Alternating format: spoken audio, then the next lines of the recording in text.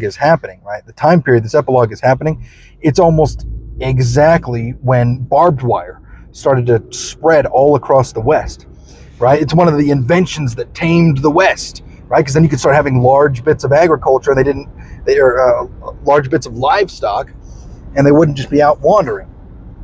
People were able to fence in their properties with barbed wire. I think that's what he's doing here. I think this group of people are creating a fence. They're building a fence. And that is a kind of hope, right? It's humanity's hope of, civilization is finally coming to this place. Civilization is finally coming to this war-torn area. But we have to remember the last thing that we heard in the actual book, which was Judge Holden basically saying, that he's never going to die. He's always going to be around, that he's always going to be doing stuff. And Judge Holden, of course, is a symbol of war, or the devil himself, which I believe, in this context is meant to also equate to war. Judge Holden is war. And he tells us, you have to remember, you have to pay attention to what your characters are telling you, especially if they're really smart characters, because that usually is the author telling you what to believe. And so when the judge tells you he's going to be around for a long time, he ain't going to stop, then you got to believe him.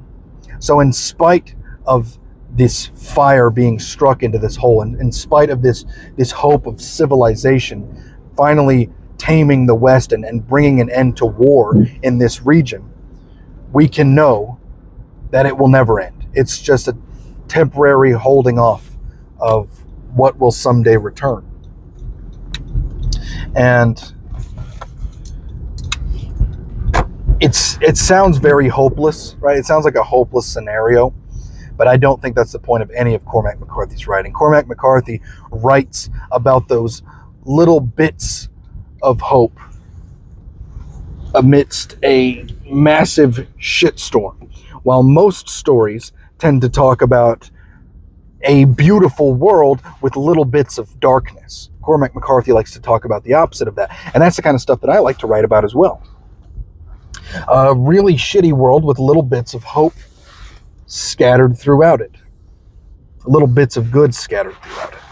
Because that's how life can feel pretty often for, I think, most people. My poor car. I'm so sorry. And yeah, that's all I have to say about that. I'm at work now.